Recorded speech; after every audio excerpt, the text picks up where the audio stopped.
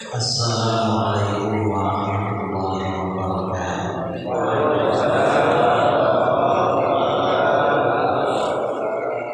Bismillahirrahmanirrahim. Alhamdulillahi rabbil alamin. Lahul hamdu wa lahul fadlu wa lahus sana'ul hasan. Ashhadu an la ilaha illallah wahdahu la syarika lah. Wa ashhadu anna sayyidana Muhammadan abduhu wa rasuluh. Allahumma shalli ala sayyidina Muhammadin tibbil qulubi wa dawaiha wa afiyatil abdani wa shifaiha wa nuril absari wa dhiyaiha wa qutil arwahi wa ghidhaiha wa ala alihi wa sahbihi wa barik wa sallim. Amma ba'du.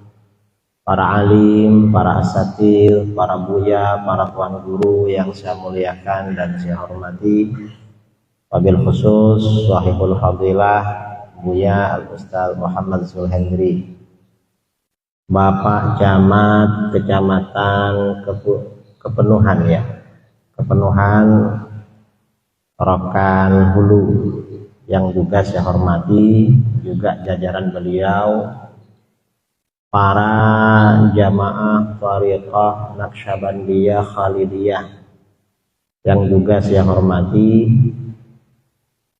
para alim, para buya yang juga saya hormati, para jamaah kaum muslimin dan muslimat yang hadir di Masjid Raya Al-Ikhwan dalam rangka menunaikan ibadah sholat subuh Jumat dan dilanjutkan dengan kajian subuh dengan tema menjawab atau membungkam kelompok yang beranggapan bahwa tarekat itu adalah ajaran bid'ah atau sesat. Saudara-saudara yang dimuliakan Allah, tarekat atau tasawuf, di mana tarekat ini bagian dari pengamalan ilmu tasawuf. Tasawuf ini menurut kita Ahlus Sunnah wal Jamaah, orang belajar ilmu tasawuf dan menjalankan ilmu tasawuf itu hukumnya wajib. Mengapa wajib? Tanpa tasawuf keislaman seseorang tidak akan sempurna. Mengapa tidak akan sempurna? Dalam hadis riwayat Imam Muslim dari Sayyidina Umar bin Al-Khattab radhiyallahu an, yang dikenal dengan hadis Jibril. Ada 4 pertanyaan waktu itu yang diajukan oleh malaikat Jibril kepada Rasulullah SAW. Pertama, Jibril bertanya, mal Islam? Islam itu apa? Lalu dijawab oleh Rasulullah dengan rukun-rukun Islam. Lalu malaikat Jibril bertanya lagi, mal iman? Kalau iman itu apa? Dijawab lagi dengan rukun-rukun iman yang adanya 6. Lalu pertanyaan ketiga, mal ihsan? Ihsan itu apa? Jadi setelah ada Islam, ada iman, ditanya lagi tentang ihsan. Rasulullah menjawab, anta abudallaha ka'annaka tarah fa illam takun tarah fa innahu yarak. Ihsan itu kamu beribadah kepada Allah seakan-akan kamu melihatnya. Kalau kamu tidak bisa membayangkan seakan-akan kamu melihatnya, maka kamu beribadah kepada Allah seakan-akan Allah melihat kamu. Nah, artinya apa? Ihsan ini memang satu bagian dari 3 pilar di dalam agama yang saling menyempurnakan antara yang satu dengan yang lain. Orang ini kalau yang diamalkan hanya Islam saja, syariat saja, tanpa ilmu tasawuf, ya bisa-bisa menjadi orang fasik dan bisa-bisa tidak khusyuk ibadahnya. Sama juga orang tasawuf saja tanpa syariat, ya bisa menjadi zendek, bisa menjadi munafik, bisa rusak. Karenanya kata para ulama ketiga-tiganya antara Islam, iman, ihsan ini harus menyatu. Nah, kajian tentang Islam ini biasanya kajian tentang Islam, hukum-hukum syariat ini biasanya diperankan oleh para ulama ahli fikih, para ulama fuqaha. Para ulama fuqaha ahlinya di dalam ini, di dalam masalah syariah atau ilmu fikih. Di dalam fikih, kita umat Islam di Indonesia sudah barang tentu mengikuti mazhabnya Imam Asy-Syafi'i. Kemudian kajian di dalam masalah keimanan ini menjadi fokus kajian para ulama ilmu akidah. Di dalam akidah kita mengikuti mazhabnya Imam Abul Hasan Al-Asy'ari, Ahlus Sunnah wal Jamaah di Indonesia. Nah, kajian di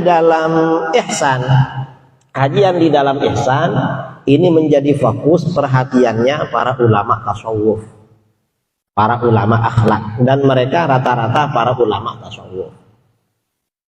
Kemudian kita di negeri kita tasawufnya bermacam-macam, tarekatnya bermacam-macam. Kalau di dalam ilmu tasawuf kita ini Ahlus Sunnah sepakat mazhabnya Imam Junaid Al-Baghdadi.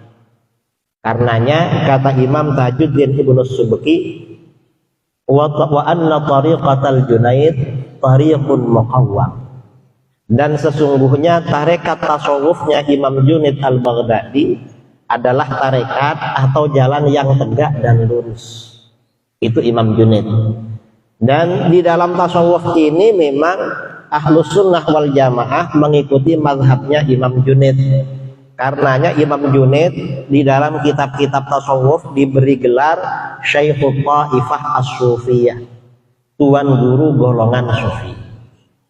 Karena mazhab tasawuf merujuk kepada beliau. Sementara tarekat kita, tarekat tasawuf di negeri kita di Indonesia ini bermacam-macam.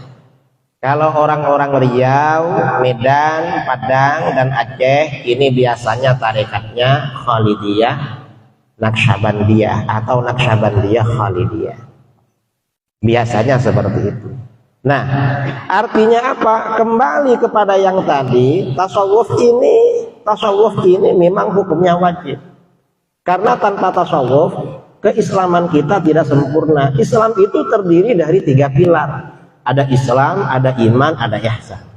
Tasawuf ini fokus mengkaji persoalan ihsan di dalam agama. Kalau mengatakan ilmu tasawuf ini bukan Islam, ya berarti ini perlu ngaji, perlu belajar.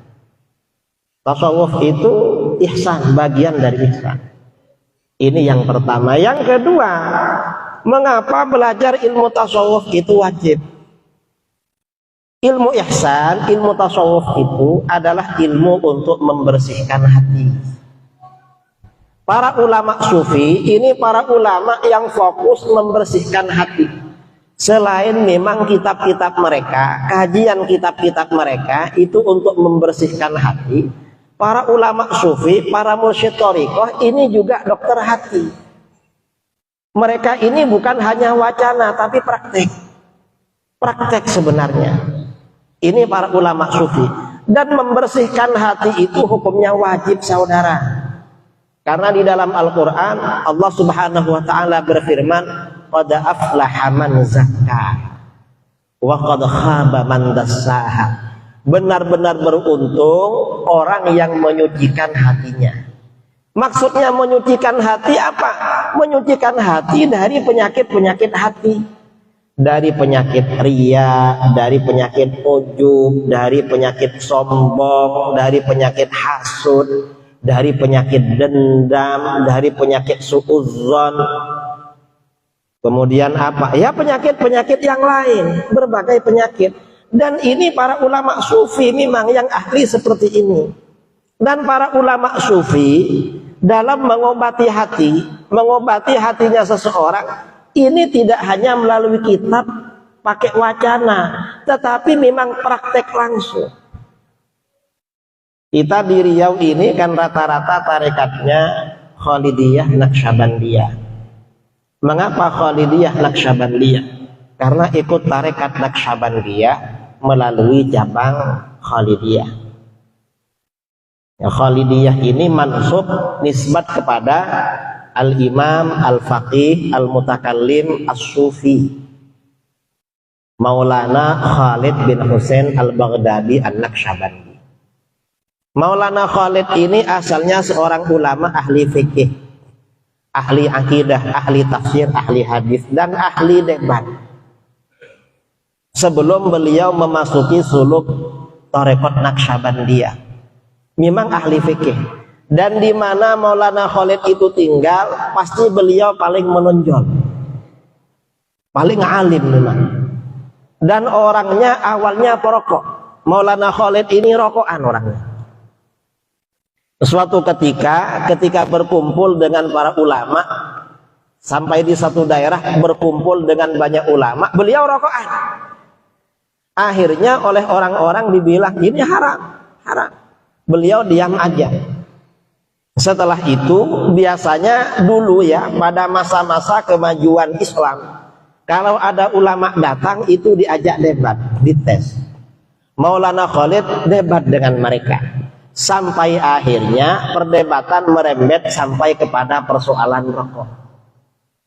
Setelah debat soal rokok, ternyata Maulana Khalid menang. Rokok itu halal, gak haram.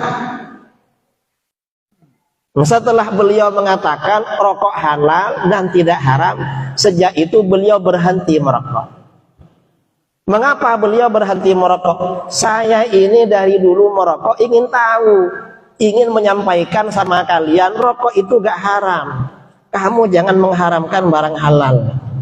Dan sekarang saya berhenti merokok bukan karena kalah debat dengan kamu. Saya memang ingin berhenti dan saya menang kalau rokok itu halal. Akhirnya beliau gak merokok. Itu Maulana Khalid. Jadi memang ahli fikih betul memang Maulana Khalid Al-Baghdadi ini. Kemudian lama-lama menunaikan ibadah haji. Sampai di Mekah Al-Mukarramah berjumpa dengan seorang ulama Yaman. Ulama Yaman ini kan terkenal ulama sufi. Biasanya kalau ada rombongan ulama dari Yaman datang ke negeri kita, ke Indonesia, yang menonjol itu kan tasawufnya. Seperti Habib Umar, almarhum Habib Abu Bakar Al-Adani, atau Habib-Habib yang lainnya sufi. Setelah berjumpa dengan ulama Yaman, beliau minta nasihat. Guru, tuan guru, Buya, nasihati saya, gimana agar saya ini menjadi orang yang usul pada Allah. Kata ulama Yaman ini, kamu jangan gampang salah sangka sama orang, jangan gampang suudzon. Hati kamu dijaga, itu aja. Siap. Akhirnya pas hari Jumat, karena beliau ingin mendapat, kalau berangkat Jumat ke masjid itu berangkat pagi-pagi sekali, kan pulangnya bawa onta yang besar. Beliau ke Masjidil Haram berangkatnya pagi-pagi sekali, duduk di depan Ka'bah lalu membaca kitab Dalailul Khairat, kitab sholawat. Nah, ketika beliau khusyuk membaca sholawat Dalailul Khairat, tiba-tiba ada seorang laki-laki bersandar ke Ka'bah, membelakangi Ka'bah. Yang lain di depannya baca sholawat, baca Quran, ini malah bersandar-sandar di Ka'bah, membelakangi. Akhirnya terbersit dalam hati Maulana Khalid, ini gak sopan, gak sopan, sudah bersandar ke Ka'bah, orangnya sandar ke Ka'bah, di depannya orang ibadah semua. Begitu hatinya Maulana Khalid terbersit begitu, ternyata yang bersandar ke Ka'bah itu orangnya waliullah. Langsung nunjuk-nunjuk ke Maulana Khalid, hei, kamu jangan suudzon sama saya ini orang mukmin. Orang mukmin itu lebih mulia daripada Ka'bah di hadapan Allah. Lebih mulia saya sebagai mukmin daripada Ka'bah. Gak apa-apa saya bersandar. Kamu kemarin sudah dinasehati sama ulama Yaman, jangan suudzon, masih suudzon lagi kamu ini. Loh, terkejut Maulana Khalid. Nah, ini artinya apa? Orang sufi itu saudara, mengobati orang tidak hanya menggunakan teori, tapi praktek memang dokternya hati. Itu ulama sufi. Dan hanya sufi yang bisa seperti itu. Akhirnya Maulana Khalid minta maaf pada beliau. Saya minta maaf guru, saya minta maaf katanya. Saya minta maaf, saya khilaf, minta maaf. Dari kemarin sudah ingin gak suudzon, gak malas suudzon lagi. Iya, jangan diulangi. Doakan saya. Nah, akhirnya ditunjukkan oleh beliau, oleh laki-laki yang majzub itu. Laki-laki yang waliullah. Kamu ini futuhnya kamu dapat futuh dari Allah. Artinya keterbukaan hati untuk usul kepada Allah. Tapi futuhnya kamu bukan di sini. Kamu gak dapat guru di sini. Di mana guru? Kamu ke India. Akhirnya beliau Maulana Khalid Al-Baghdadi berangkat ke India menjadi pengikut tarekat Naqsyaband. Nah, ini artinya apa? Ulama sufi ini saudara, memang para ulama sufi ini para ulama yang fokus dalam kajian ilmu tasawuf. Dan ilmu tasawuf para ulama sufi ini untuk membersihkan hati. Para ulama sufi dalam membersihkan hati tidak hanya sekedar teori saja, tetapi bagaimana mereka juga praktek langsung, dengan melihat itu tahu apa penyakit hati muridnya, penyakit hati orang yang ada di depannya itu tahu, langsung diobati. Itu para ulama sufi. Dan mengobati hati dari penyakit itu hukumnya wajib. Karena yang beruntung di dalam Al-Quran, qad aflaha man zakkaha. Benar-benar beruntung orang yang menyucikan hatinya. Kalau hatinya gak suci, gak beruntung saudara, walaupun rajin beribadah. Banyak orang rajin beribadah, sementara di sampingnya tidur-tiduran. Yang tidur-tiduran itu yang diterima oleh Allah. Yang beribadah gak diterima. Mengapa? Yang beribadah hatinya tidak bersih. Ini bukan berarti mengajak kita tidur-tiduran, enggak. Karena banyak berzikir kepada Allah itu sangat berpengaruh untuk membersihkan hati. Kadang-kadang orang-orang di luar ahlus sunnah wal jamaah rajin ibadahnya, tapi hatinya kotor, rajin ke masjid. Hatinya kotor. Karenanya gak bisa diterima oleh Allah. Dan ini ulama sufi yang seperti itu. Karenanya Islam di negeri kita ini tersebar luas. Mengapa penyebaran Islam di negeri kita ini sangat sukses? Penyebaran Islam di negeri kita ini memang melalui para ulama sufi. Para ulama sufi ini memang ya, selain mereka ahli riyadhah, ahli wirid, ahli berdoa, orang-orang sufi itu rata-rata ikhlas karena hatinya bersih. Bermodal keikhlasan itu mereka, para pendahulu kita, leluhur kita, para ulama sufi dulu ini berhasil mengislamkan bangsa Indonesia sampai pada 90%. Coba setelah mayoritas bangsa kita ini Islam, tidak dijajah oleh Portugis, gak dijajah oleh Belanda, mungkin Asia Tenggara ini muslim semua saudara. Karena setelah tinggal sedikit, tinggal beberapa persen, penjajah datang ke negeri kita. Dan itu takdir dari Allah. Walaupun harus kita lawan gitu. Akhirnya sisa-sisa bangsa kita yang tidak sempat diislamkan malah dikristenkan oleh orang-orang Belanda, orang Portugis dan orang-orang Barat. Ini Islamnya bangsa kita ini dari para ulama sufi. Karena para ulama sufi itu memang pejuang dan orangnya ikhlas-ikhlas. Dan bukan hanya di negeri kita, bahkan di negeri-negeri yang lain seperti di Afrika. Di Afrika itu Islam juga disebarkan oleh para ulama sufi. Para ulama sufi ini menyebarkan Islam itu gampang. Cukup modal keikhlasan. Perjuangannya karena bermodalkan ikhlas gampang diterima oleh masyarakat. Ini yang kedua. Jadi bahwa mengikuti ajaran tasawuf itu wajib, karena ajaran tasawuf itu adalah ajaran untuk membersihkan hati. Sedangkan membersihkan penyakit hati itu hukumnya wajib. Kemudian yang ketiga, tarekat sufi. pengikut tarekat atau sufi. Mengapa diwajibkan oleh para ulama? Orang yang ikut tasawuf itu rajin berzikir. Dan rajin berzikir itu memang perintah Al-Quran. Di dalam Al-Quran Allah subhanahu wa ta'ala berfirman, ya ayyuhalladzina amanu dzkurullah dzikran katsira. Hai orang-orang yang beriman, berzikirlah kalian kepada Allah sebanyak-banyaknya. Dan orang yang paling rajin berzikir itu ulama sufi. Para sufi gak pernah berhenti berzikir. Kalau tarekat Naqsyabandiyah ini zikirnya mengutamakan zikir khafi, zikir sembunyi-sembunyi. Mengapa sembunyi-sembunyi? Agar dalam aktivitas apapun tetap selalu berzikir. Tujuannya itu dalam aktivitas apapun, dan itu memang lebih afdal. Zikir khafi ini lebih afdal daripada zikir jahar. Ini tarekat Naqsyabandiyah. Dan memang yang rajin dan istiqomah melakukan zikir ini orang-orang sufi. Di luar sufi gak bisa seperti itu. Nah, orang-orang yang gak suka zikir ini membid'ahkan orang yang zikir. Ini salah alamat namanya.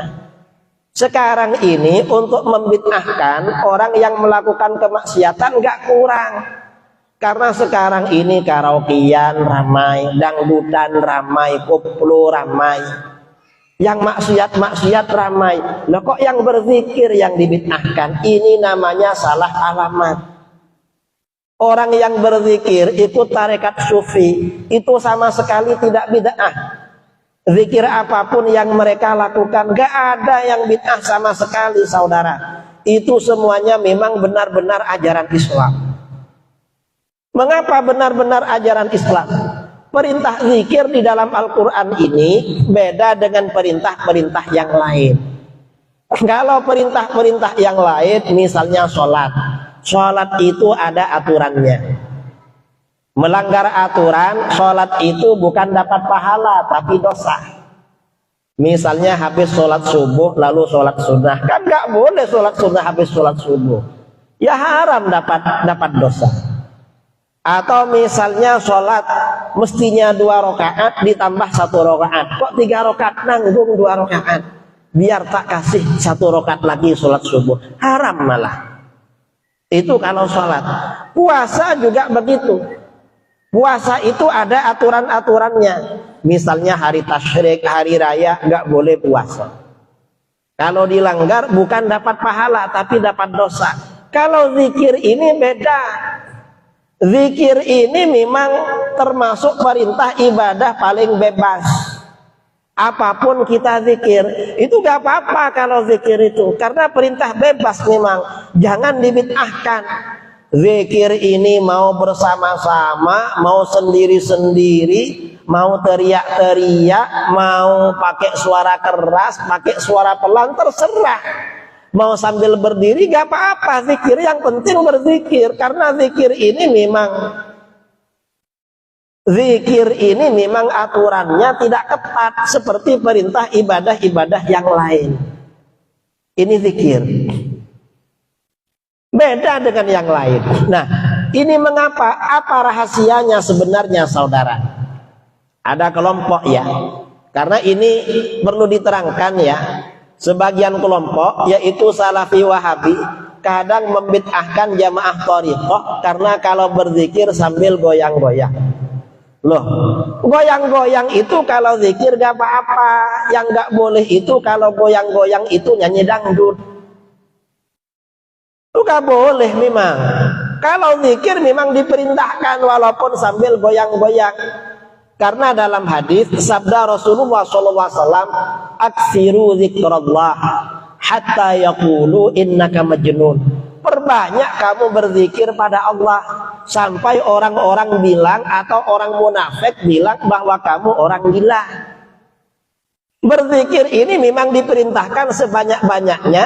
Dari banyaknya zikir sampai-sampai kita dianggap gila. Orang itu kalau baca zikir biasa-biasa, misalnya pegang tasbih aja, gak dianggap gila sama orang. Tapi kalau sampai goyang-goyang baru dianggap gila. Jadi gak apa-apa zikir goyang-goyang itu, yang penting goyangnya zikir. Ini disalahkan oleh kelompok. Rahasianya yang perlu kita tahu, mengapa kelompok ini membid'ahkan thariqah, memerangi thariqah tasawuf, orang salafi wahabi. Ini sebenarnya agenda barat, agenda orang-orang kafir dari barat. Agendanya bagaimana? Orang barat itu tahu bahwa yang berperan besar dalam penyebaran Islam itu para jamaah thariqah, orang-orang pengikut tarekat. Karena orang-orang pengikut tarekat ini yang berperan dalam penyebaran Islam, maka bagaimana tarekat ini agar dihancurkan? Menghancurkannya bagaimana? Harus melalui orang Islam sendiri. Maka dibuatlah oleh mereka yang namanya aliran Salafi Wahabi. Salafi Wahabi ini memang terindikasi itu memang buatan orientalis dari Inggris. Ada seorang misionaris orientalis, ya misionaris, dia hafal Quran, pandai bahasa Arab, ya mungkin orangnya ada ilmu dalam ilmu agama. Namanya Mr. Hamper, melakukan spionase penyamaran ke Jazirah Arab, lalu dia berhasil mempengaruhi pendiri Wahabi Syekh Muhammad bin Abdul Wahab. Salah satu programnya, karena yang berhasil mengalahkan Barat, Eropa waktu itu pada masa Kesultanan Utsmani di Turki. Tentaranya Sultan Utsmani di Turki ini kan pengikut tarekat, tarekat. Karena gurunya Sultan Muhammad Al-Fatih, Syekh Aqo Syamsuddin itu memang mursyid thariqah. Akhirnya tentaranya pengikut tarekat untuk perang kemana-mana. Akhirnya apa? Islam ini dihancurkan melalui tarekat tasawuf. Caranya bagaimana? Ya dibid'ahkan memang. Dibid'ahkan tasawuf. Karena tarekat tasawuf ini yang pengaruhnya besar, penyebaran Islam kemana-mana. Memerangi orang-orang kafir di mana-mana. Orang-orang tasawuf memang. Makanya dihancurkan. Ya dibilanglah tasawuf ini katanya ajaran dari luar Islam. Gak betul itu. Tasawuf ini murni ajaran Islam, bukan dari luar Islam. Kalau bilang tasawuf dari luar ajaran Islam, gak betul. Kita yang ada di pondok-pondok ya, yang ada di Dayah, kalau di Aceh, kalau di Medan, di Sumbar, di Riau, mungkin ada di pondok. Coba baca kitab tasawuf Ihya Ulumuddin. Imam Ghazali itu setiap menjelaskan poin-poin dalam ajaran tasawuf untuk membersihkan hati, selalu yang disampaikan qala Allah Ta'ala, qala Rasulullah sallallahu alaihi wasallam, qala ulama ussalaf, qala Abu Bakar, qala Umar, qala Utsman, qala Ali, qala Abu Dzar. Nanti ulama-ulama salaf misalnya qala Sa'id bin Jubair, qala Ikrimah, qala Mujahid, qala Sufyan Ats-Tsauri, qala Sufyan bin Uyainah. Itu rujukannya ulama salaf semua, Al-Qur'an, hadis, sahabat, ulama salaf. Memang dari sana, enggak pernah ulama tasawuf itu misalnya mengambil rujukan dalam kitab Weda karangannya agama Hindu. Enggak ada begitu. Dalam kitabnya orang Buddha diterangkan begini, enggak ada. Dari Al-Quran hadis. Jadi memang tasawuf ini murni dari Al-Quran hadis, murni dari ajaran Islam. Nggak betul kalau dibilang ajaran tasawuf itu dari luar ajaran Islam. Nggak betul, nggak betul. Nah, karena ini, karena orang-orang tarekat sufi, para pengikut sufi ini yang berjasa besar penyebaran Islam, tarekat sufi ini yang diprogramkan oleh Barat untuk dihancurkan pertama kali. Ada ulama Wahabi di Saudi Arabia menulis kitab berjudul Abidu At-Turuq As-Sufiyah Qabla an tubidu Al-Yahudiyah. Hancurkan tarekat-tarekat sufi sebelum kalian menghancurkan orang-orang Yahudi. Mengapa? Fa inna turuq as-sufiyah lubbul yahudiyah. Karena tarekat sufi itu adalah intisari ajaran Yahudi. Difitnah saudara. Kita ini dibilangnya intisari ajaran Yahudi, padahal yang ajarannya mirip ajaran Yahudi itu ajaran Wahabi. Kalau ajaran kita ini ajaran Islam Ahlus Sunnah wal Jamaah. Kita ini yang juga sering dikritik. Apa diantaranya dalam tarekat? Di dalam tarekat ini biasanya ada zikir bersama. Zikir bersama ini memang ajaran Islam, itu ajaran Al-Quran. Mengapa ajaran Al-Quran? Di dalam Al-Quran perintah berzikir, perintah beribadah, dan doa-doa yang dicontohkan dalam Al-Quran itu spiritnya memang kebersamaan. Pakai dhamir jamak.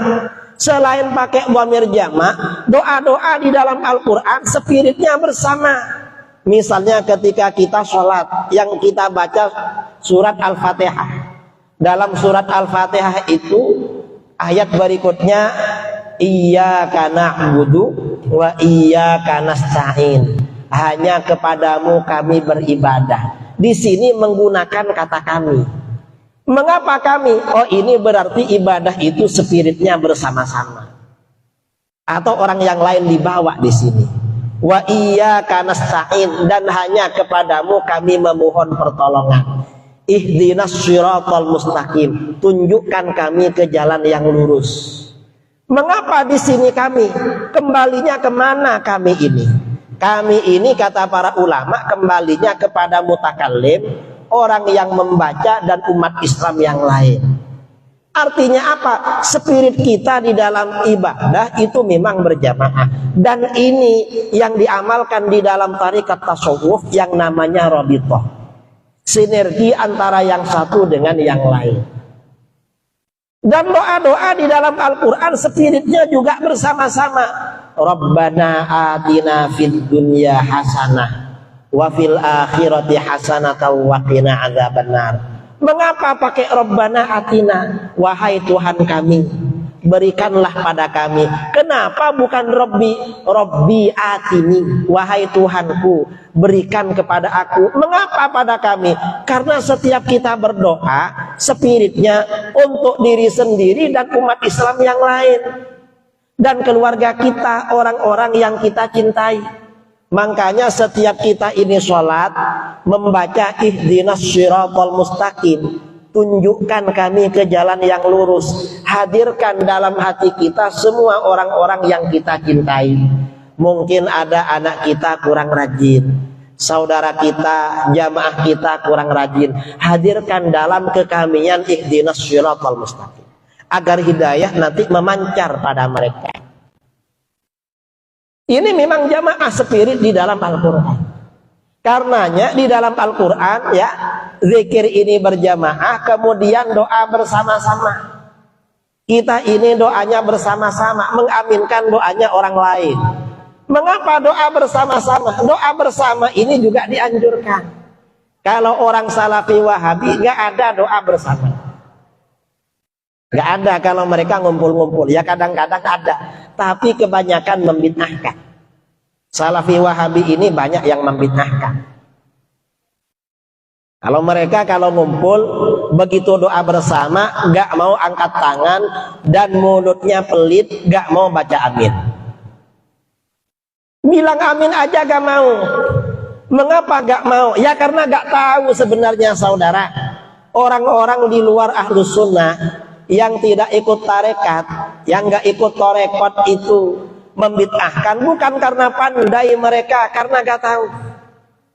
Kalau yang ikut jamaah tarekat, ikut Ahlus Sunnah itu dasarnya ilmu.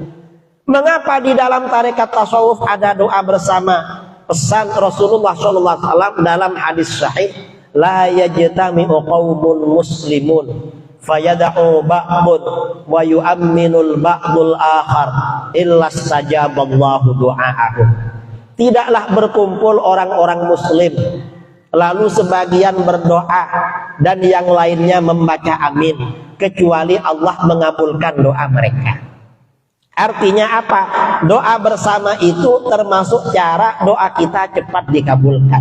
Berarti doa bersama hukumnya sunnah. Dan Rasulullah SAW pernah keluar dari rumahnya ada sahabat berdoa, Rasulullah baca amin. Berarti mengaminkan doanya orang lain itu termasuk sunnah Rasul. Orang Salafi Wahabi nggak mau mengaminkan doanya orang lain. Kadang mereka sholat subuh bermakmum sama imam kita. Imamnya baca kunut, dia pelit, nggak mau angkat tangan, nggak mau baca amin. Mereka ini walaupun jadi makmum buruk sekali saudara, karena gak ikut sama imam. Jamaah di kanan kirinya yang gak khusyuk menjadi jengkel. Siapa ini gak angkat tangan, gak baca amin? Salahnya gak khusyuk. Coba khusyuk gak tahu itu. Mang merusak suasana. Dan kemudian yang diamalkan oleh ulama sufi, doa bersama sangat istimewa. Istimewanya di mana? Doa bersama mengaminkan doanya orang lain ini termasuk khosois, termasuk keistimewaan umat Islam. Dalam hadis riwayat Imam Bukhari dalam Al-Adabul Mufrad, sabda Rasulullah SAW, ma hasadatkum al-yahud ma hasadukum ala thnain as-salam wa ta'min. Orang Yahudi tidak hasut kepada kalian seperti rasa hasut mereka yang memuncak pada kalian karena dua perkara. Ada dua perkara milik kita yang membuat orang Yahudi sangat hasut. Apa? Yang pertama ucapan salam. Kita ini berjumpa dengan kawan, assalamualaikum. Sebelum memulai ceramah, assalamualaikum warahmatullahi wabarakatuh. Coba kita gak ada assalamualaikum, kira-kira gimana cara memulai? Kan gak bisa kan? Yang paling enak memang assalamualaikum memang. Nah orang Yahudi gak punya saudara seperti itu, gak punya. Ini yang pertama. Yang kedua, yang membuat mereka iri selain ucapan salam at-ta'min, ucapan amin. Amin ini artinya apa? Mengaminkan doanya orang lain. Artinya doa bersama mengaminkan doanya orang lain ini termasuk khosois, keistimewaan umat Islam, Dan ini yang menjalankan adalah ahlus sunnah wal jamaah, terutama para pengikut tarekat sufi. Doa bersama. Nah orang-orang Wahabi gak mau doa bersama. Berarti kalau begitu mereka ikut sunnahnya Yahudi. Mengapa? Karena Yahudi gak punya seperti itu. Itu milik kita. Mereka gak mau baca amin. Ini yang diamalkan oleh tarekat sufi. Artinya amalan tarekat sufi ini memang paling top dalam Islam. Karenanya kata Imam Al-Ghazali, Imam Al-Ghazali ini awalnya ya ahli fikih, ahli ilmu kalam, ahli usul fikih, ahli debat. Orang ini kalau debat dengan Imam Ghazali harus siap-siap kalah. Karena hebat memang. Orangnya sangat rasional. Lama-lama bagaimana? Lama-lama setelah beliau ini mencapai puncak karir, menjadi ulama paling terkenal, paling hebat di Irak waktu itu, di kota Baghdad. Akhirnya beliau mikir-mikir, kira-kira yang saya peroleh ini bisa enggak membawa saya selamat di akhirat. Mikir itu. Setelah berpikir itu, akhirnya apa? Beliau akhirnya menjalankan tarekat tasawuf. Jadi memang orang yang alim itu yang rasional, lama-lama kembalinya tidak rasional biasanya. Mengapa tidak rasional? Ya bukan tidak rasional, artinya kembali kepada ajaran tasawuf. Contohnya seperti Imam Ghazali dan Maulana Khalid Al-Baghdadi. Orangnya suka debat, suka bertengkar, lama-lama gak puas ikut tasawuf. Lama-lama seperti itu. Itu Imam Ghazali. Nah, setelah Imam Ghazali ini menjalankan tasawuf, menjalankan ibadah tasawuf, kemudian apa? Beliau berkesimpulan bahwa kelompok ulama yang paling bagus, golongan yang paling mulia dan yang paling baik di dalam Islam adalah golongan tarekat tasawuf, golongan para ulama sufi. Ini kata Imam Ghazali. Memang orang sufi kata beliau.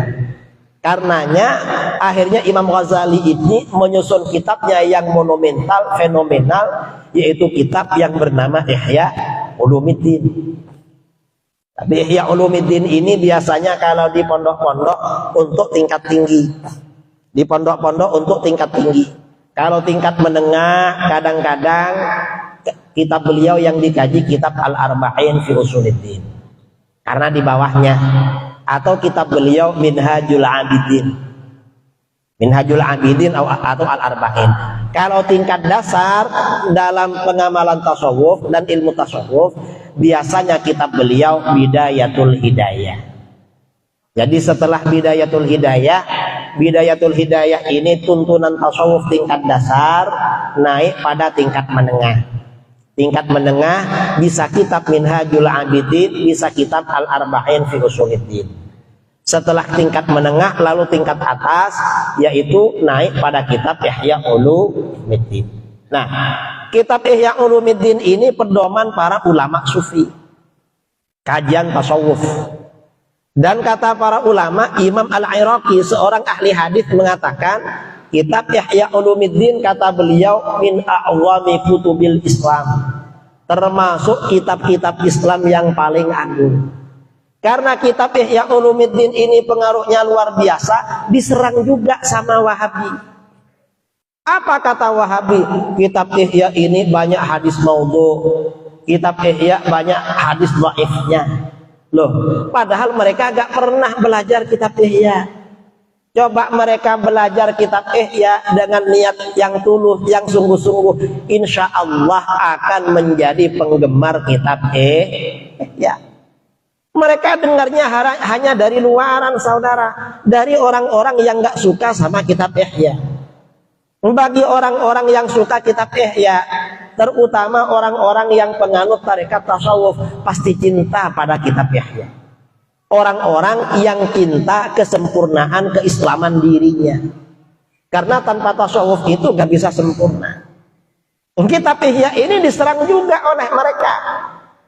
Apa alasannya? Katanya banyak hadis dhaifnya. Nah, kalau cuma banyak hadis dhaif, bukan cuma kitab Ihya, saudara. Kitab Ihya ini hadis sahihnya lebih banyak. Sebenarnya di kitab Ihya yang sahih lebih banyak daripada yang dhaif. Cuma mereka membesar-besarkan. Karena kitab Ihya Ulumuddin ini hadisnya kalau dengan yang diulang-ulang sekitar 5.600 hadis. Hadisnya sekitar 5.600. Kalau dengan hadis yang diulang-ulang dianggap satu, itu sekitar 3.800 hadis. Nah, sekitar 2.000 hadis lebih itu hadisnya sahih, sumbernya dari Bukhari Muslim. Yang 2.000 lebih. Berarti kalau 3.800 diambil 2.000, sisa berapa? 1.800. Yang 1.800-an itu sumber-sumbernya dari Abu Dawud, Sunan Abi Dawud, At-Tirmidzi, An-Nasa'i, Ibnu Majah, dan kitab-kitab yang lain. Kadang dari Sahih Ibnu Hibban, Sahih Ibnu Khuzaimah. Ini yang sisanya. Kemudian ada juga yang dhaif-dhaif di dalam. Tapi yang dhaif gak masalah. Mengapa gak masalah? Karena kebanyakan yang dhaif itu masalah targhib wa tarhib, dan ulama salaf menerima hadis dhaif. Targhib wa tarhib. Hatta Syekh Ibnu Taimiyah menerima hadis dhaif. Kemudian ada juga yang maudhu. Tapi yang maudhu gak banyak di kitab Ihya. Kitab Ihya Ulumuddin ini kalau diteliti, dikaji, yang maudhu sekitar 20 hadis. 20 hadis, dari hadis jumlahnya 3.800 atau 5.600 kan sedikit, sangat sedikit. Coba bandingkan dengan kutubus sittah, Sunan Abu Dawud, Tirmidzi, Nasa'i, Ibnu Majah. Hadis maudhu'nya ada berapa? Maudhu'nya ada 60. Kecuali Sunan Nasa'i yang gak ada hadis maudhu'nya. 60, saudara. Ini masalah hadis maudhu. Kalau hadis dhaif bagaimana? Lebih banyak lagi. Jangankan kitab yang 4, Bukhari Muslim, kata orang Wahabi. Dalam Sahih Bukhari Muslim, menurut Ibnu Taimiyah, Ibnu Qayyim al-Jauziyah, dan Al-Albani, gurunya Wahabi, hadis dhaifnya itu sekitar 34 hadis. Padahal kita nggak percaya itu. Bukhari Muslim ini menurut kita sahih semua. Ternyata Wahabi bilang Bukhari Muslim hadis dhaifnya lebih dari 30 hadis. Nah, sebenarnya yang nggak ikut hadis itu siapa sebenarnya? Oh, sudah sahih didhaif-dhaifkan. Artinya apa? Kita ini tetap istiqomah di dalam tarekat tasawuf. Karena kalau gak ikut tarekat ya gak bisa membersihkan hati. Memang tarekat tasawuf ini. Dan para aulia, para wali Allah ini ya orang-orang yang ikut tasawuf ini memang. Para aulia Allah ada di tarekat tasawuf, bukan yang lain. Nah, saya kira ini yang perlu saya sampaikan ya. Karena ini sudah waktu syuruk. Setelah waktu syuruk, sholat isyraq dulu enggak ya? Hah? Kita sholat isyraq. Ini sudah masuk waktu syuruk, tadi ada bel berbunyi. Kita sholat isyraq dulu. Setelah sholat isyraq nanti kita lanjut dengan sesi tanya jawab. Saudara, pertanyaan bebas. Pertanyaan apa saja. Kalau tadi materinya kan khusus ilmu tasawuf. Saya ya berbicara tasawuf itu sebenarnya bukan bidangnya. Karena ya memang alumni pondok, saya belajar di pondok pesantren itu 20 tahun saudara. Di pondok di kampung 2 tahun, lalu di pondok pesantren Sidogiri sejak lulus SD umur 11 tahun sampai usia 30 tahun, 18 tahun. Jadi memang guru-guru kami memang orang-orang sufi. Tapi saya ini setiap membaca bab penyakit hati di dalam kitab tasawuf sepertinya punya saya semua ya. Jadi saya bukan sufi memang. Ya tapi ya paling enggak kan pencinta. Kita ini penggemar aja lah. Kalau dibilang sufi ya bukan. Setiap membaca penyakit kayaknya memang saya punya semua ya. Kalau baca yang Rub'ul Munjiyat itu di kitab Ihya ini kan ada penyelamat-penyelamat, amalan-amalan yang menyelamatkan. Ini kok masih harus diperjuangkan punya yang seperti itu. Ya paling enggak lah seperti imam kita, Imam Syafi'i. Imam Syafi'i berkata, wahibbus salihina walastu minhum la'alli an anala bihim syafa'ah. Aku mencintai orang-orang soleh dan aku bukan bagian dari mereka. Barangkali aku dapat syafaat dari mereka. Padahal kita yakin Imam Syafi'i itu orang soleh. Enggak soleh gimana? Mazhabnya mayoritas sampai sekarang. Ilmunya mayoritas. Kalau beliau bilang muhibbus sholihin karena tawadhu. Kalau kita ini bilang aku bukan orang soleh, bukan tawadhu, beneran memang. Jadi bukan majas tapi hakikat. Kalau kita ini, ya kalau saya sendiri baiat thariqahnya thariqah Syadzaliyah, bukan Naqsyabandiyah. Tapi memang justru pergaulan saya yang dekat dengan orang-orang Naqsyabandiyah dari dulu. Kawan-kawan saya memang orang-orang Naqsyabandiyah yang akrab-akrab dengan saya. Ada kawan-kawan yang Syadzaliyah ada juga. Tapi ya cuma baiat aja lah, bukan yang rajin mengamalkan. Saya kira itu mudah-mudahan bermanfaat. Kita sholat isyraq dulu. Setelah itu kita lanjutkan dengan sesi tanya jawab. Wal afu minkum. Assalamualaikum warahmatullahi wabarakatuh. Sebenarnya yang pertama menyangkut kampus. Jadi pada pagi ini itu tentang bagaimana sikap kita bermuamalah dengan teman-teman kita yang mereka ini masih ya berada di lingkup kita, sementara mereka punya paham wajib. Itu yang pertama. Yang kedua, bermuamalah. Di Indonesia ini banyak bank-bank yang profesional untuk menjaga politik tidak disebutkan, dan juga ada bank-bank yang sifatnya muamalah. Ada juga bank yang sudah muamalat katanya yang syariat tetapi prakteknya masih konvensional. Bagaimana itu? Ya, mohon penjelasan. Kemudian yang ketiga, di kepenuhan ini ada beberapa tetangga-tetangga kita ini yang memelihara anjing dan masuk ke masjid. Ada yang mengusulkan dibunuh, ada yang mengusulkan juga diusir. Bagaimana hukum dalam hal yang saya jauh beberapa kata tidak pendapat tentang kenajisan daripada ini. Mohon penjelasannya. Terima kasih. Assalamualaikum warahmatullahi wabarakatuh. Terima kasih ya. Yang pertama, bagaimana hukum bergaul dengan orang ahli bid'ah? Misalnya orang Wahabi, orang Syiah, Hizbut Tahrir, kebatinan atau apa. Kata Imam Ibnu Hajar Al-Haytami di dalam kitabnya Tuhfatul Muhtaj Syarah Minhaj, juga di kitabnya Asral Matalib fi Silatil Aqarib, kata beliau, muwaddah wa tahrumul muwaddah, bersahabat dengan orang kafir atau ahli bid'ah kalau batinan, secara batin itu hukumnya haram. Secara batin itu artinya apa? Menjadi sahabat karib, sampai-sampai tahu rahasia masing-masing. Kalau ada apa curhat atau apa itu haram. Kalau muwaddah, bersahabat itu secara zahir itu boleh, tapi makruh. Bertemu ya nyapa atau apa gitu.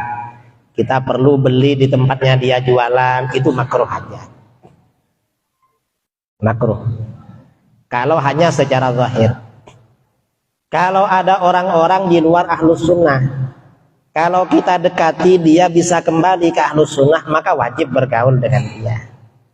Tapi bergaul itu karena ada visi misi, misinya ngajak dia kembali ke dalam ahlus sunnah wal jamaah. Kalau bersahabat ya tadi itu hukumnya. Kalau secara batin haram, kalau secara zahir hukumnya makruh.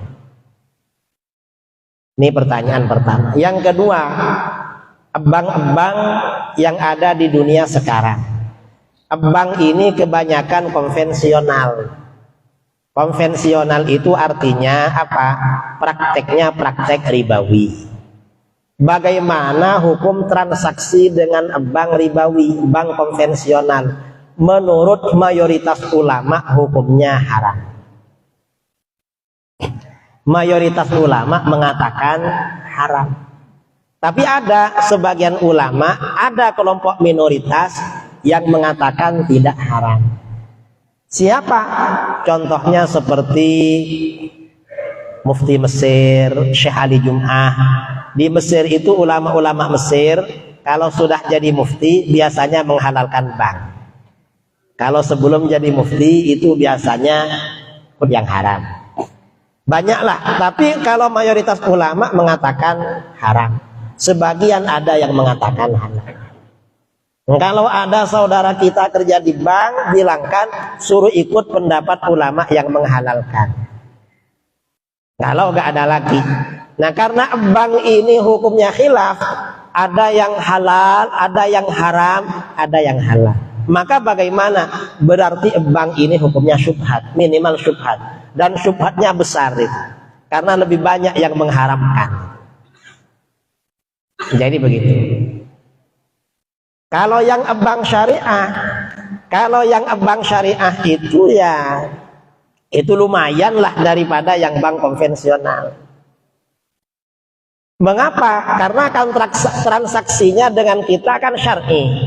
Pakai akad mudharabah, pakai akad bai' bitsamanil ajil, dan pakai qardul hasan atau transaksi-transaksi yang syar'i yang lainnya. Enggak apa-apa kalau itu yang bank syariah. Cuma di belakang kadang-kadang dan biasanya betulan bersinergi dengan bank yang konvensional. Di belakang ada permainan. Ya enggak apa-apa lah ikut itu. Dan memang sekarang ini enggak bisa lepas dari bank. Karena orang umroh, orang haji, restorannya juga ke bank. Apa-apa bisnis juga ke bank, nggak bisa memang. Ya, tapi ya memang sebaiknya mempersedikit dari transaksi dengan bank, kecuali kalau kebutuhan. Dan naruh uang di rumah kadang kan khawatir, was-was. Apalagi pergi keluar kota, ingin segera pulang kalau uangnya ada di rumah. Kalau ditaruh di bank biasanya tenang untuk menitipkan. Makanya kalau naruh di bank jangan diniatkan agar uangnya berbunga, ya, diniatkan biar aman aja. Tapi ya menurut yang mengharamkan tetap haram ya. Haram. Menurut yang menghalalkan ya halal. Ada khilaf itu. Kemudian yang ketiga, kalau ada tetangga kita punya anjing, bolehkah dibunuh? Selama anjing itu tidak mengganggu, tidak galak, itu gak boleh. Karena itu kan bernilai kan. Kalau alasan anjingnya itu ke masjid, ya disampaikan sama orang ini gimana. Karena kami mazhab Syafi'i, kalau ada anjing masuk dan basah, itu kan dicuci 7 kali. Apa kamu mengganti apa enggak? Harus seperti itu. Tapi kalau anjingnya tidak basah dan lantai yang disinggahi gak basah, ya gak apa-apa juga. Masalah ini jangan terlalu was-was sebenarnya. Kita harus tahu bab najis. Kalau dibunuh ya gak boleh kalau gak mengganggu, kecuali kalau mengganggu. Kalau gak mengganggu gak boleh. Ulama-ulama sufi itu banyak yang perhatian sama anjing. Sebagian muassis thariqah sufiyah, ya, ada Imam Sayyidi Ahmad Ar-Rifai. Tiba-tiba beliau sering datang ke satu tempat. Setelah diperhatikan, ternyata di situ ada anjing sakit, dirawat oleh beliau sampai sembuh. Artinya apa? Anjing ini ya, memperhatikan anjing dapat pahala. Dan di dalam kitab-kitab hadis, ya, di dalam hadis riwayat Imam Bukhari Muslim, ini anjing. Imam Bukhari Muslim meriwayatkan dari Abu Hurairah, Rasulullah SAW bersabda, "Bainama kalbun yutifu bi raqiyatin qad kada yaqtuluhu al-'atash." Ketika ada seekor anjing mengelilingi sumur, anjing itu benar-benar hampir mati karena kehausan. Idra'athu baghiyun min baghaya Bani Israel. Tiba-tiba seorang pelacur Bani Israel melihatnya. Ada pelacur pulang kerja. Di Timur Tengah itu kan gersang ya, jarang ada air. Ada anjing hampir mati karena haus. Mau minum ke dalam sumur gak bisa, akhirnya ngelilingi sumur. Pelacur ini pulang, kelihatan anjing itu mungkin sempoyongan gini, udah hampir mati. Hatinya merasa kasihan, merasa iba. Fanaza'at muqaha, lalu pelacur ini melepas sepatunya. Setelah melepas sepatunya, fasaqat lahu bihi, dia ambil air ke bawah pakai sepatunya. Dulu itu sumur gak pakai timba, gak pakai tali, pakai tangga. Karena peradaban manusia belum sampai pada bikin timba, bikin tali. Pakai tangga ke bawah. Pakai sepatunya ambil air. Setelah naik ke atas, fasaqat bihi, dia kasih minum anjing itu dengan sepatunya. Setelah itu dia pulang, habis itu meninggal dunia. Apa yang terjadi? Gara-gara ngasih minum anjing, faghufira laha bihi, Allah ampuni dosanya sebab ngasih minum anjing. Artinya apa? Ngasih minum anjing itu bisa menghabiskan dosa, walaupun dosa besar. Ini pelacur. Karenanya kata Imam Al-Qurtubi, kalau kamu merasa banyak dosanya, yang sering sedekah air minum. Mengapa? Pelacur aja diampuni dosanya oleh Allah, padahal ngasih minum anjing. Nah, berdasarkan hadis ini ya, kata para ulama, orang punya hewan ternak atau ada hewan, kemudian lapar atau haus, kasih makan, kasih minum, itu ngurangi dosa. Tapi jangan ternak anjing ya, jangan rawat anjing, karena gak dianjurkan, memang makruh. Orang punya anjing, orang Islam punya anjing itu pahalanya tiap hari berkurang. Mengapa? Ganggu orang biasanya lah, ini ganggu masjid ini. Ganggu. Ganggu. Ya mungkin dinigo lah, dibeli atau apa biar dibuang diapa itu yang punya itu. Kalau orang Islam. Atau gimana caranya? Karena selama nggak mengganggu memang nggak boleh dibunuh, nggak boleh. Apalagi miliknya orang, nggak dianjurkan. Dan anjing ini punya keistimewaan. Istimewanya apa? Anjing ini setia pada orang yang pernah berbuat baik sama dia. Ini anjing. Sampai-sampai ada ulama ahli hadis, Imam Ibnul Marzibani menulis kitab berjudul Tafdhilul Kilab ala Katsirin mimman labisa thiyab. Keutamaan anjing melebihi banyak orang yang memakai baju. Mengapa? Anjing ini yang penting pernah dikasih daging, setia banget habis itu sama orang yang pernah ngasih. Tetapi orang yang pakai baju sudah dikasih makan, pakai ini masih berkhianat. Betul. Nah, yang korupsi itu anjing apa manusia? Yang korupsi kan manusia itu pakai baju, ganteng-ganteng orangnya. Anjing nggak korupsi itu. Anjing ini hewan yang qanaah. Dia kalau dikasih makan hanya makan yang dibutuhkan waktu itu. Yang besok dia gak ngambil, gak nyimpan itu. Besok apa kata besok. Kalau manusia ini kadang kan sampai korupsi kan itu untuk dimakan 1000 tahun hasil korupsinya. Merasa gak akan mati, kalah sama anjing. Ini tinjauan ulama sufi ya, karena ini kajian tasawuf. Jadi jawabannya agak nyerempet sufi lah sedikit. Saya kira itu 3 pertanyaan ini. Nah, ini lama jawabannya 15 menit. Mungkin ada lagi ya.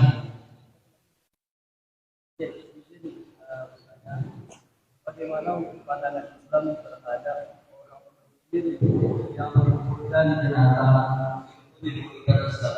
Dan ada salah satu menurutnya berdebat makam Kristen, tapi dia bersegeras di mengumpulkan di dekat makam alasan itu dia. Dia berdiri mengumpulkan di dekat makam, tapi kan kalau ada salah sama dengan orang-orang yang ada langsung dan itu menurutnya bukan di tempat muslim, tapi dia tidak bersikeras bukan di tempat. Jadi orang di luar Islam itu gak boleh dikubur di pemakaman muslim. Kalau dikubur di dekat-dekatnya karena memang tanahnya dia, cuma di sekitarnya dekat dengan itu kuburan muslim, itu gak apa-apa karena miliknya. Yang penting tidak di pekuburan Islam yang musabbal, yang wakaf, yang umum itu. Gak apa-apa kalau seperti itu. Kalau milik dia ya gak apa-apa, memang miliknya. Mau dikasih kuburan, mau dikasih apa, gak apa-apa kalau seperti itu. Asal, dan itu pemakaman kan pemakaman umum kan, yang muslim itu ya. Nah kalau di area pemakaman itu gak boleh memang. Ya, kalau di luarnya itu di tanahnya dia ya gak apa-apa. Ya cuma memang sebaiknya jangan disitulah, jangan dekat-dekat. Kumpulkan sama kawan-kawannya. Mengapa non muslim itu gak boleh dikubur di pemakaman muslim?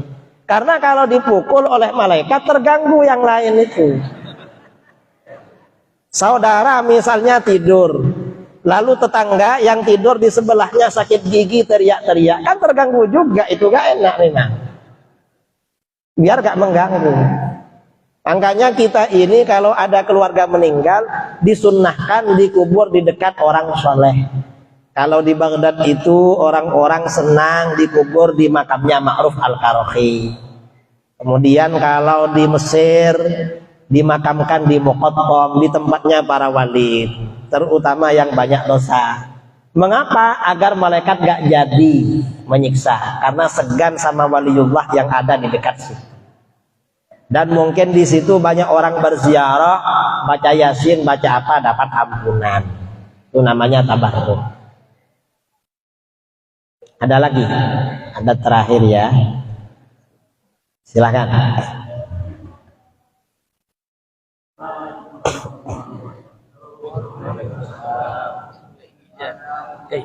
Ini agak panjang kan?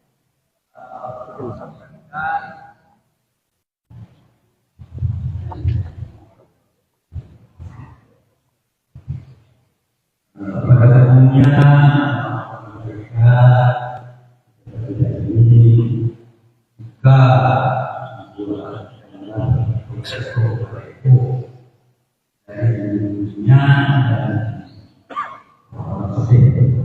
dikembangkan di seperti masukkan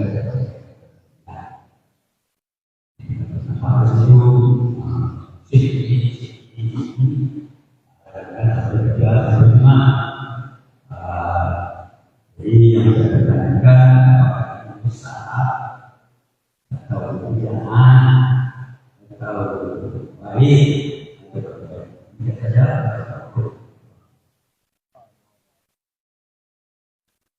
Makasih ya. Gambar itu yang sepakat haram, itu yang ada bayangannya, yang berbentuk berhala, patung, itu haram. Kecuali untuk mainan anak kecil. Kalau seperti boneka untuk anak-anak itu gak apa-apa, tapi gak boleh kalau terlalu besar. Boneka ya kayaknya anaknya, apalagi seperti bapaknya, gak boleh. Boneka besar sekali gak boleh, kecil-kecil gak apa-apa. Ya seukuran dengan anak-anak, seandainya dia besar, anak yang digondong seperti apa. Itu standarnya boneka seperti itu. Nah, kalau gambar-gambar seperti ini, asalkan bukan lukisan, itu gak apa-apa. Sebagian ulama salaf ada yang membolehkan kalau gambar seperti ini, yaitu Imam Mutarrif bin Abdullah bin Asy-Syekhir. Gambar. Nah kalau ulama kita, fatwa guru kita, ulama Nusantara, Syekh Nawawi Banten, Syekh Nawawi Al-Bantani dalam kitabnya Nurul Dhalam Syarah Aqidatul Awam. Jadi memajang foto-foto guru itu gak apa-apa, foto-foto pemimpin gak apa-apa, untuk menanamkan haibah dan kecintaan jamaah pada beliau. Itu gak apa-apa memang, memajang foto-foto. Yang gak boleh itu kalau yang dipajang, saudara kita dulu biasanya di rumah-rumah ada foto artis. Kalau foto-foto artis orang-orang fasik itu gak boleh. Mengapa? Menanamkan rasa cinta pada orang fasik. Apalagi gak sopan buka aurat, itu gak boleh. Kalau foto-foto para ulama agar kita cinta, kata Syekh Nawawi Banten, itu gak apa-apa.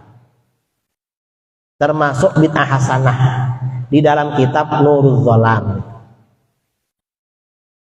Jadi begitu. Biasanya di rumah-rumah kan ya, di rumah-rumah tuh ada gambar. Wallahu a'lam. Ada lagi terakhir? Ya, terakhir. Assalamualaikum warahmatullahi wabarakatuh. Terima kasih Pak Kiai. Sesuai dengan kajian kita pada kesempatan ini tentang membersihkan hati, membersihkan hati yang terfokus di sini tentang di posisi tarikat Sahabatiyah. Jadi begini Pak Ustaz, salah satu penyakit hati itu yang Pak Kiai sampaikan tadi itu adalah tentang suzon, prasangka buruk. Jadi pertanyaan saya begini Pak Ustaz, Pak Kiai, barangkali di tingkatan yang Pak Kiai utarakan di atas tadi, barangkali ini suzon ini bisa diartikan oleh mereka. Tetapi kalau dunia sekarang Pak Ustaz, Pak Kiai, tentang suzon, prasangka buruk ini, barangkali ini tak bisa kita elakkan. Apakah itu di lingkungan kita, di transportasi perjalanan kita, di traveling kita, dan segala macamnya. Karena di dunia sekarang ini, di media sosial Pak Ustaz, Pak Kiai, banyak bisa mempengaruhi kita. Barangkali kan kita tidak memiliki sifat suzon, prasangka yang kurang baik, yang kurang elok. Barangkali kita bisa terjebak oleh hal-hal itu pada diri kita sendiri. Jadi bagaimana cara kita memantaunya sehingga dalam membersihkan hati kolbi itu tadi bisa terjaga oleh kita. Apakah itu di kelompoknya terkait sahabatnya ataupun yang kita yang lain yang belum masuk itu Pak. Mohon pencerahan yang tajam. Terima kasih. Assalamualaikum warahmatullahi wabarakatuh. Assalamualaikum warahmatullahi wabarakatuh. Terima kasih ya. Di satu sisi kita ini diwajibkan berbaik sangka kepada setiap muslim, tapi itu tidak secara mutlak. Ada hal-hal yang kita memang diperintahkan suudzon. Karenanya di dalam hadis sabda Rasulullah SAW, ihtarisu minan nas bisu'idzon. Jaga diri kamu tidak dirugikan orang lain dengan cara suudzon. Misalnya kita menitipkan barang sama orang, transaksinya ya harus tertulis, ada saksi. Mengapa? Khawatir dia nanti ingkar, gak percaya, bilang enggak, kamu gak pernah kerja sama. Makanya di dalam muamalah itu kan ada transaksi, kan dianjurkan ada saksi. Atau misalnya seperti traveling atau apa, itu perlu juga suudzon memang untuk menjaga aset kita. Atau dalam hal-hal yang melanggar syarak, atau hal-hal yang memang berpotensi tidak bagus.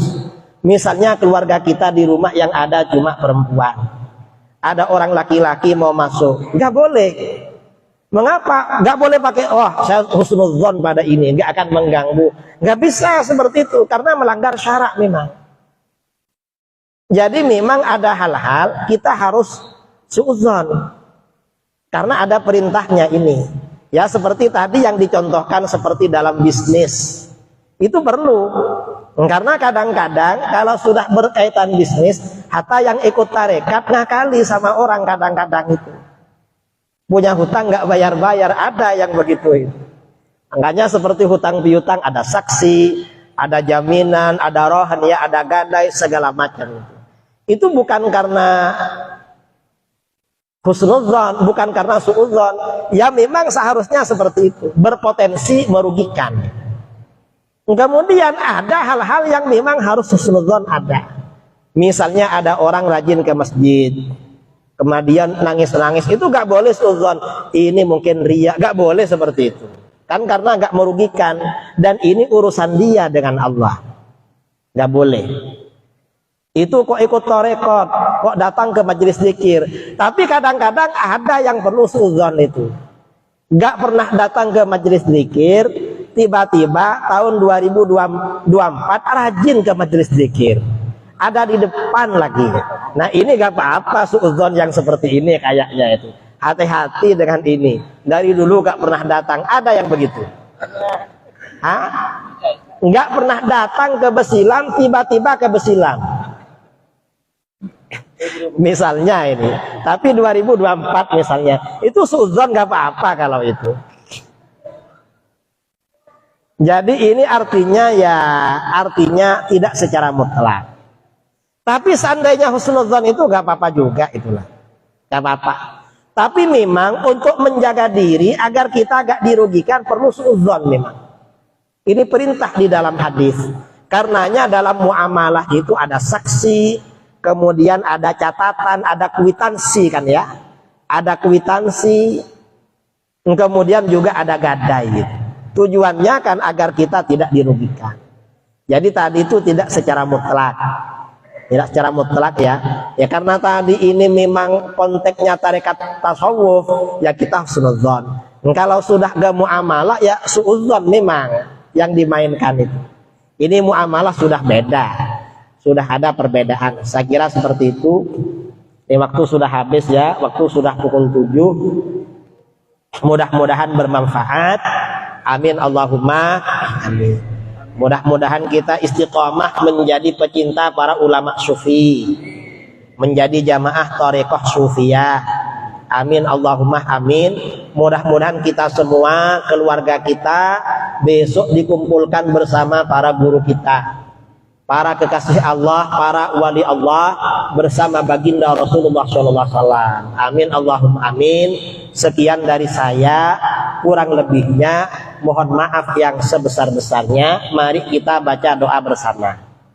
Ini sunnah Rasul ya, doa bersama ini sunnah Rasul yang diamalkan oleh tarekah sufiyah. Bismillahirrahmanirrahim. Alhamdulillahirabbil alamin. hamdan yuwafi ni'amahu kama mazidah. Allahumma shalli ala sayyidina Muhammadin sholatan tunjina biha min jami'il ahwali wal afat wa taqdi lana biha jami'al hajat wa tutahhiruna biha min jami'is sayyi'at wa tarfa'una biha indaka a'lad darajat wa tuballighuna biha aqsal ghayat min jami'il khairati fil hayati wa ba'dal mamat wa ala alihi wa sahbihi wa barik wa sallim. Allahumma atina fid dunya hasanatan wa fil akhirati hasanatan wa qina adzabannar. Rabbana hab lana min azwajina wa dhurriyyatina qurrata a'yunin waj'alna lil muttaqina imama. Rabbana ighfir lana wa li ikhwanina alladhina sabaquna bil iman wa la taj'al fi qulubina ghillan lil ladzina amanu rabbana innaka ra'ufur rahim. Allahumma inna nas'aluka al-'afiyata fid dunya wal akhirah wa nas'aluka al-'afwa wal 'afiyata wal mu'afata ad-da'imata fid din wad dunya wal akhirah. Allahumma inna nas'aluka al-huda wat-tuqa wal-'afafa wal-ghina. Allahumma ahsin 'aqibatana fil umuri kulliha wa ajirna min khizyi ad-dunya wa 'adzabil akhirah. Allahumma alif baina qulubina wa aslih dhata bainina wahdina subulas salam wa najjina minadh dhulumati ilan nur wa jannibna al-fawahisha ma dhahara minha wa ma batan. Allahumma ihfazna fi asma'ina wa basarina wa azwajina wa dhurriyyatina waj'alna syakirina li ni'matik مثنين به علي قابلين لها فاقسمها علينا. اللهم قسم لنا من خشيتك ما يحول بيننا وبين معصيتك ومن طاعتك ما تبلغنا به جنتك ومن اليقين ما تهون به علينا مصائب الدنيا. اللهم متعنا بأسماعنا وبصارنا وقوتنا ما أحييتنا واجعله الوارث منا واجعل ثأرنا على من ظلمنا وانصرنا على من عادانا ولا تجعل مصيبتنا في ديننا ولا تجعل الدنيا أكبر همنا ولا مبلغ علمنا ولا تسلط علينا من لا يرحمنا. اللهم زدنا ولا تنقصنا وأكرمنا ولا تهنا وأعطنا ولا تحرمنا وآثرنا ولا تؤثر علينا وأرضنا وارض عنا. اللهم اكفنا بحلالك عن حرامك وأغننا بفضلك عمن سواك. اللهم اغفر لنا ذنوبنا ولوالدينا ومشايخنا ومعلمينا وأصحابنا وأحبابنا وذوي الحقوق علينا وللمسلمين والمسلمات والمؤمنين والمؤمنات الأحياء منهم والأموات. وصلى الله على سيدنا محمد النبي الأمي وعلى آله وصحبه وبارك وسلم تسليما كثيرا. سبحان ربك رب العزة عما يصفون وسلام على المرسلين والحمد لله رب العالمين. بسر الفاتحة. أعوذ بالله من الشيطان الرجيم. بسم الله الرحمن الرحيم. الحمد لله رب العالمين الرحمن الرحيم مالك يوم الدين. إياك نعبد وإياك نستعين. اهدنا الصراط المستقيم صراط الذين أنعمت عليهم غير المغضوب عليهم waladdallin. Amin. Dari saya kurang lebihnya mohon maaf yang sebesar-besarnya.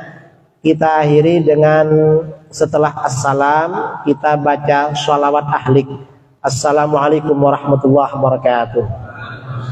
Allahumma sholli ala sayyidina Muhammad wa ahlihi zalimin bizzalimin wa akhrijna min bainihim salimin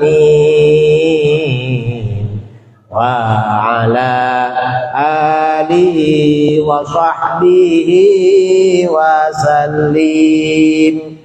Allahumma sholli ala sayyidina Muhammad wa ahlihi zalimin bizzalimin wa akhrijna min bainihim salimin